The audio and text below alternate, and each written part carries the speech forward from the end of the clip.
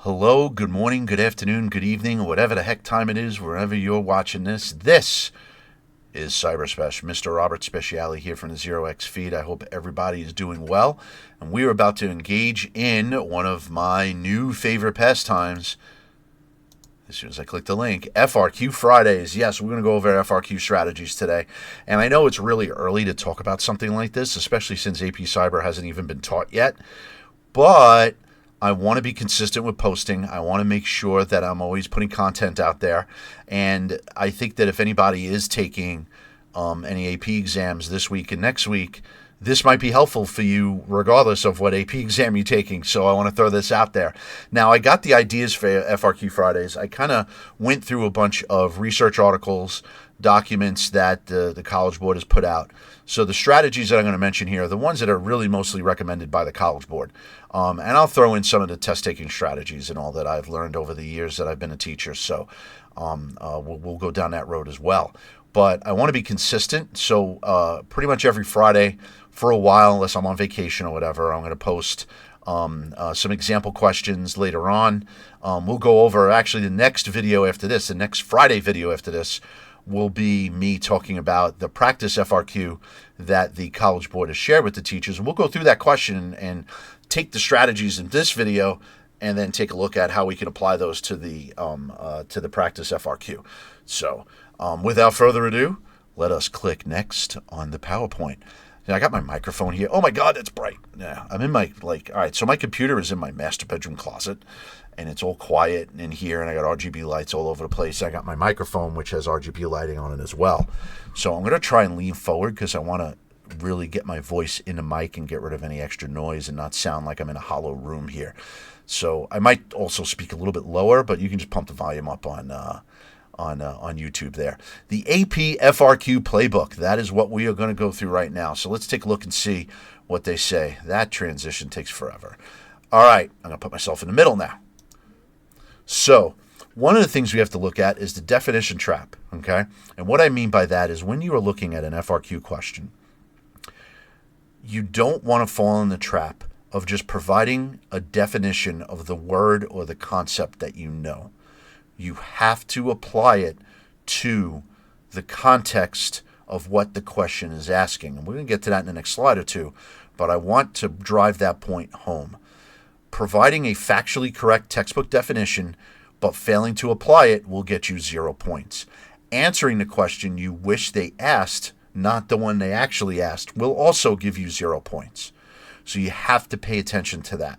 And as you'll see when we go through the next couple of slides, you really have to pay attention to what they're asking, what is the context in which they're asking it, and what action verbs are you required to fulfill, if you want to look at it that way.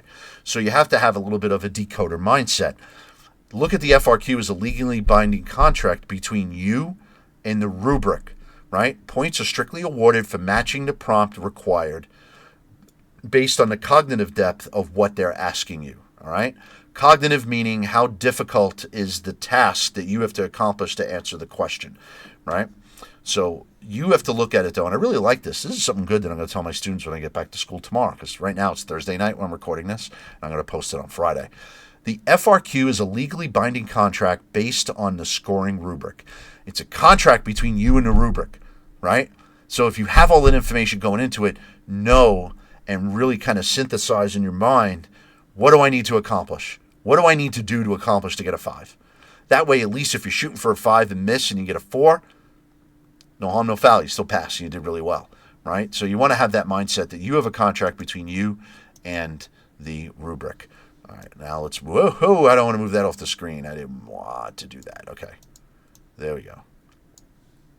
All right, this is one of my favorite parts of the slide here. So let's take a look at this here. Here is a construction of a question or a statement that you would find in an FRQ. Obviously, the content looks very social studies, but that's okay, because the way the College Board writes these things, it's fairly consistent. So let's take a look at it. Identify and describe. In this thing here, these are the task verbs. It dictates the exact depth that you have to deal with in this part of the FRQ. Compound directive requires two distinct actions. So you not only have to identify, but you also have to describe. You see that? So you have to look first, find the task verbs in your FRQ. After that, you have the subject, what you actually need to know. Identify and describe one characteristic. You need to know the characteristic of the thing that they are asking about. Okay? And what do you need to do with that characteristic? You need to identify and describe it. Okay? And then later on, identify and describe one characteristic of stage 4 countries in the terms of the demographic and transition model. Those are your constraints and boundaries. Anything you answer outside of that, no matter how well it's written, won't get you any points. So you got to be diligent about paying attention to those constraints. So I could sit there and identify and describe one characteristic of stage 4 countries. I don't even know what the heck that is. My wife's the social studies teacher, not me. So I don't know. One characteristic is in Italian culture, pizza was made in Naples. Well, if that has nothing to do with the demographic transition model, you might be completely correct in saying that Naples is the home of pizza, but that is not going to get you any points, no matter how well you might have written that sentence. Okay? So you have to stay within the constraints and boundaries. Understanding the structure of the question and making sure you read it ahead of time, absolutely mission critical. Okay? Doesn't even, and this is, I'm applying it to AP Cyber, but this is true of any AP test that you have an FRQ question. Heck, if you have a final written by a teacher and they write the questions like this, a well-written question in a free response way would look like this, even if a regular teacher wrote it. Okay? So look at that structure. Task verbs. What do I need to do? The subject. What do I need to do with what? Constraints. What do I need to do with what in the context of that constraint? Okay? So be clear about that. That's really, really important. So let's take a look at some of those task verbs, right? We have already seen identify or define. So say you're on the AP Cyber exam and you have some type of question in the FRQ that goes, identify or define the type of malware you can figure out based on the information in the FRQ. Because they're going to give you all these sources in the FRQ, right? It'll be source 1, source 2, source 3, source 4. In the practice FRQ that we were given from the College Board, there's actually 6 sources. Then you're going to get 3 parts to the question, part A, part B, part C. One of those parts might just say, identify and define the type of malware that you believe that this computer was assaulted with based on the information in sources 1 and 2, right? Your answer to that question would be structured in such a way where you should be able to just give a single concise phrase or sentence to just identify and define that. So your sentence might look like something based on the logs and information in sources 1 and 2. I would say that the type of virus was a Trojan horse. A Trojan horse virus is a type of virus that has a file that may look like one type of file, but when you click it, it does all these malicious activities and puts bad things on your computer. I'm paraphrasing really quickly because I'm making a YouTube video. I can write that a lot better if I was teaching or whatever. But you understand what I'm trying to say. You want to identify and define, right, within the constraints of the question. The next hardest one, right, and the reason why they have why the slide deck is written the way I wrote it, is identify and define. Well, describing something is a little bit more cognitively challenging. Describe what a Trojan horse virus is. And you might have to go into a Trojan horse is like this, it's like that, it does this, it does that, right? Describe why you think a Trojan horse was used based on sources 3 and 4. And they might actually change the sources to try and see if you can glean more information out of it. But describing something requires a little more work than just identifying and defining, right? The last one is explaining. Explaining, and you see the warning up there, sometimes you might have to explain how something works. Sometimes you have to explain why.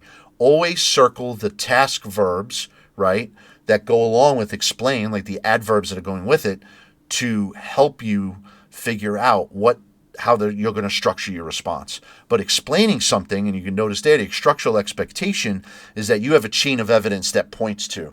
So typically, an explain thing would be, I went through all 6 sources. It's evident in sources 1 and 2 that a Trojan virus was used in this particular circumstance. I know this because in sources 3 and 4, you have abnormal network activity that occurred after you double-clicked on the Word file, and you see all this data that's going across when you are doing like a net stat and how many ports are open, whatever. I'm trying to use some cyber terms so you understand it, but you have to really go in depth and explain a causal chain of evidence as to why your explanation is correct by using all the different details and things that you found in the sources and potentially even in the other parts to the question. They might hit you with the explain part in part C that might be predicated on some of the answers that you put in part A and B.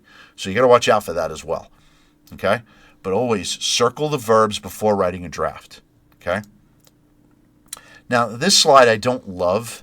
And is also, so I'm going to leave myself in line graphs have nothing to do with what we're doing. So I'm just going to block that there. That'll be good. So the 2 things on here that I think that you have to pay attention to that I think might be relevant to AP Cyber is when you manipulate data tables and maps. Excuse me, I'm going to take a quick drink of water. Hey, I'm not a bot. I'm not an AI chat thing here. I'm actually like a human being. Data tables and maps. And I'm going to tell you why I think that's important.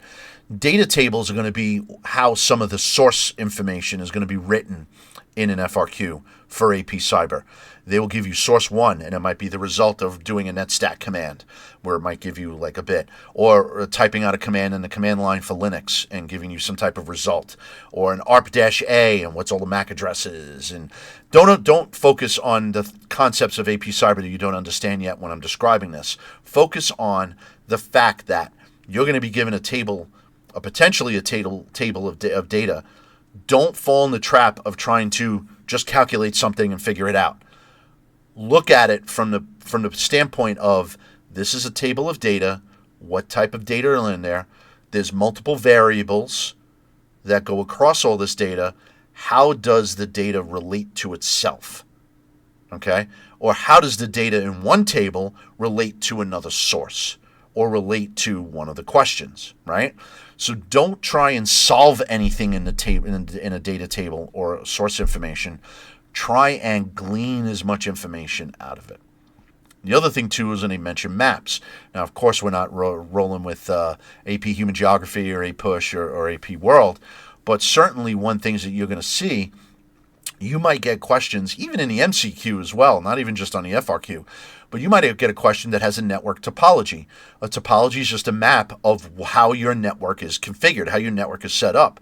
Typically, you'll have like a cloud that looks like the internet, and then a line that connects to a modem that connects to a router that might connect to multiple devices. Maybe you connect to a switch first, right? Then you have some PCs, maybe you have a printer, that type of thing. You have to be able to look at that and understand the hierarchy of that network topology and why things are connected the way that they are. You might have an FRQ question where they give you things to solve. Like, here's a network topology and this thing's wrong in it. And you have to say, oh, no, I looked at this topology and this connection doesn't make sense. These IP addresses are wrong, like that type of stuff. So you really have to look at that. So I'm not really focused so much on what they wrote on the slide there, spatial distribution. You're not creating maps, or you're not interpreting maps in a traditional sense like a social studies-based exam. But you will have network topologies, or you will have some type of network design type of thing that's mapped out that you have to kind of understand. Poles and line graphs, I don't think we have to really worry about that in the world of AP Cyber. So we're going to breeze past that and go to the next slide. That transition's too slow. I need to use a different one next time. All right. I moved that again. I don't want that. I want to move my little box. I'm going to cover historical context because that's really more for, hold on. There we go. That's really more for the social studies folks. But you know what I am going to do? I'm going to make myself a little bit bigger. Ooh. Okay. All right. So the synthesis rule.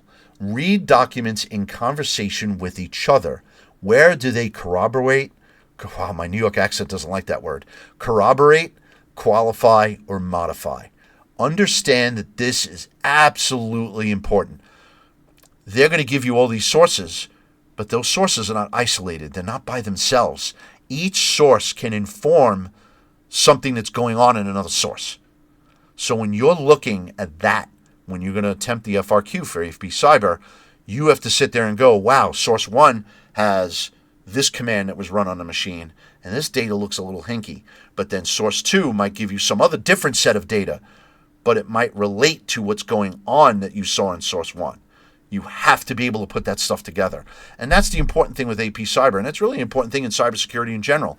You have to know how to take, when I ran a command and it gives me some information about what's going on in a system, how does that relate to something that's going on a computer or something that's going on in another set of commands that you get different information? How are they related? You have to do all those cross connections. Okay? So please read documents in conversation with each other. I love that sentence. I'm going to use that in class tomorrow too.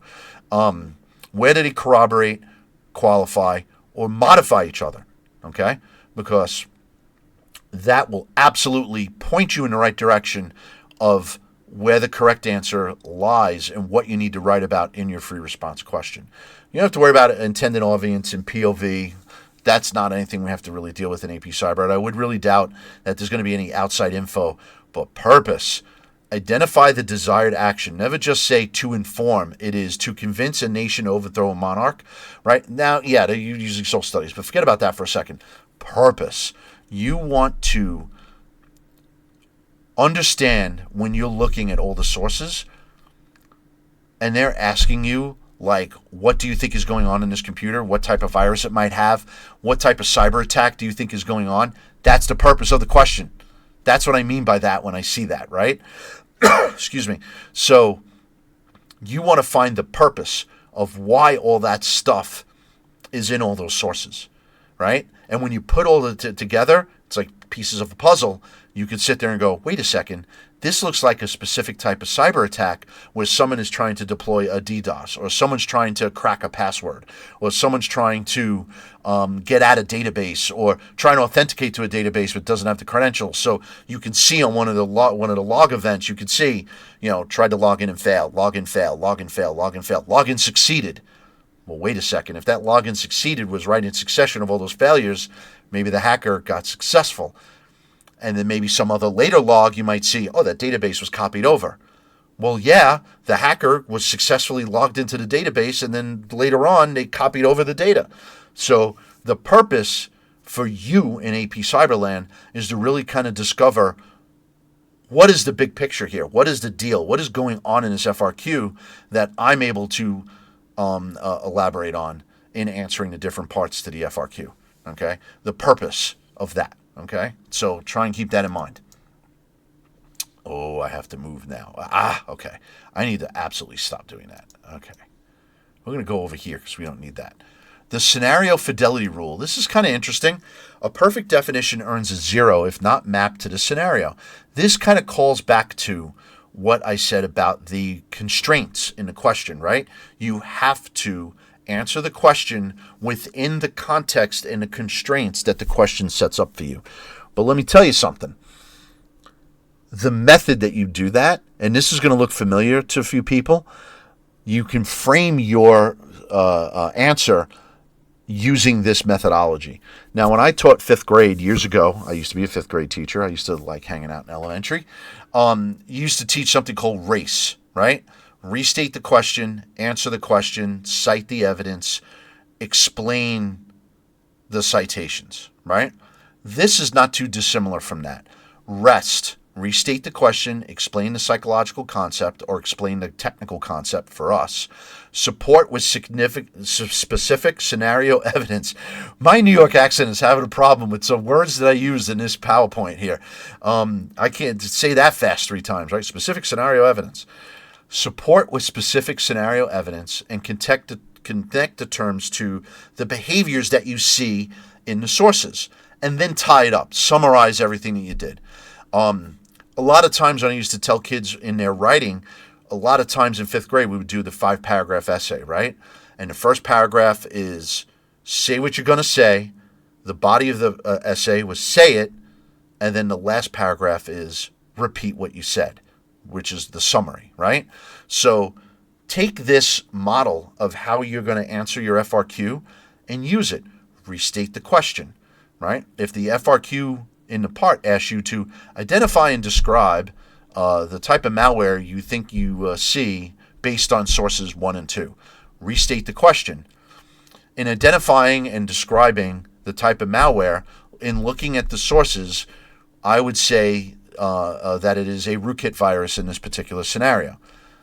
A rootkit virus is a type of virus where a virus is able to give itself admin level privileges on your machine, so much so that the actual administrator might not be able to overrule what the virus is doing. I know this because in the evidence, I see blah, blah, blah, blah, blah in the logs. I see blah, blah, blah, blah in this document. I see when they ran this command, I see this type of thing. That's where you go to the sources to prove what you're saying. In summary, I've been able to identify and describe, and this is the scenario that's going on. This is the concept that I believe is relevant to this thing, and you summarize it, and then you end it, and you call it a day. So I really like this structure. You want to pick a structure, and if this doesn't work for you, use what works for you, but have a plan and have a structure to your answer. The more structured it is, the less you think about it, right? You don't have to worry about, how do I have to write this? No, you know what structure you're going to write it. You just have to plug in the things that the FRQ is asking you for based on the task verbs and the constraints and all the things from the earlier slide. Okay? All right. How many times do you have to watch me do that? Put myself in the middle. Okay. I really like this, the point scavenger strategy, right? I kind of like this. And I never really looked at it this way, and I wish I did, because I used to teach AP Comp Sci. I used to teach AP Computer Science Principles, and I used to teach AP CSA. Definitely relevant to AP CSA. If you're looking at a part in an FRQ, and you don't understand what the heck is going on in Part A, go to Part B. Because a lot of times what happens, Part B might pick up where Part A leaves off, and it might give you a hint as to what you need to answer in Part A, and give you some ammunition to at least get some partial credit in Part A, right? So don't just abandon Part A and go, I don't know what's going on, and I'm not going to figure out what's Part... No, go read Part B. Part B might start with, now that you solve Part A, in part, or rather, I should say, actually, a better way to describe it would be, in Part A, you were able to describe the rootkit virus as the culprit. They just gave you what kind of virus it is. So if you don't know that in Part A you're supposed to identify and describe a rootkit virus, you know you have to identify and describe something. Well, Part B might start off by giving you a tidbit of that answer that then you can go back and answer Part A correctly. So don't sleep on that strategy. Very relevant in Comp Sci. Like I said, I wish I kind of knew about that strategy back when I used to teach it, because I definitely would have promoted that with everybody. Now, once again, test-taking strategies are tough sometimes because everybody kind of has their own thing. And when I teach, I don't like telling students, like, for instance, how to take notes. I'm not a big fan of telling a student how to take notes. You have to use the Stanford method, or you have to do this. No, take notes what works for you as long as you're taking notes, right? This is a strategy that falls in that category. You can skip Part A and try and read Part B to inform you on how to answer Part A. Some people just want to power through. Sometimes that doesn't work for someone. You got to work with what works for you. That's a really important piece to all this. But I like the strategy. I think it's something that can help you. So keep that in mind as you move forward. Okay, I don't know where to put me on this here. I'm going to make myself a little bit smaller. Okay, we're going to go there and just know that there's an arrow there. The strategy bento, because that's the theme that I use for this, right? You want to pre-read and scan the FRQ. Now that you know the task verbs and the constraints and all the other strategies, when you're looking at that fresh FRQ after you've gone through all the sources, really you want to pre-read. Part of that would be to scan and prioritize the sources, but also you want to take a minute to scan and prioritize the questions in each part. What are they asking you, right? Then you want to make a draft. Circle the task verbs, figure out the constraints, and start mapping out the draft notes, what you want to write. Make those bulletized notes and then create a actual narrative piece or whatever you want to call it after that. And then when you're done, do a review, do a post-draft review. If you got the time, and I know sometimes you go right to the end and you're done, but if you can fit it in, do a post-draft review. Look at your answer and actually grade it like you're the teacher. Did you answer all the parts? Does my thesis in the answer respond to the prompt? Did I hit the task verbs? Did I stay within the constraints? Did I satisfy what the task verbs were asking? Okay? If you have the chance, even if you only kill the last 2 or 3 minutes and the timer's going to run out, do that last thing and skim through it a little bit. Okay? Don't leave yourself open to writing a statement that might not cover everything and you could have gone back to answer it. Sometimes you might have a lot of extra time and you're done, and some kids I've seen in AP exams, they just close it out. They're done. They hit submit, they sit at the desk, and then I'm going to take a mental break now because that was really hard, right? And I get it. I understand. I took AP exams when I was a kid, a long time ago, but as a kid, I definitely did, right? If you have an extra couple minutes and you have the chance and the time to do it, go back and do a post-draft review. Okay? So pre-read, scan and prioritize the stuff in the questions. Understand we'll have sources and stuff as well, so apply that there also. Make a draft, take notes, bulletize things, start putting it together, put your answer together, and then do a post-draft review. And read it pretending like you're the teacher, where you're looking at, did I cover all the bases? Okay? Please do that. I think we're at the end. We are at the end. All right, let me put myself in the bottom here. So, that has been my FRQ strategy video. I hope you enjoyed it. Please like and subscribe if you find value for these videos that I'm making. We have our Instagram feed at 0x_feed. You've obviously found the YouTube, but that's the link to the YouTube. My email is rob@0x-feed.com. If you have any questions, feel free to email me. I'll answer them as best I can. For the teachers out there that might see this, that's my Teachers Pay Teachers link. The website for 0x Feed will be up soon, and then I'm going to change that slide to point you to that to get to the teachers. And I'll also put the Teachers Pay Teachers stuff in the comments below as well. That's not really for the kids, but I'll certainly offer that information up. I hope you find value of this. I hope you have a wonderful day. And I will see you in the next one where I think we're going to go over some more content and start talking more about Unit 1 and Topic 1.2. So until then, enjoy the rest of the time, and I will catch you later.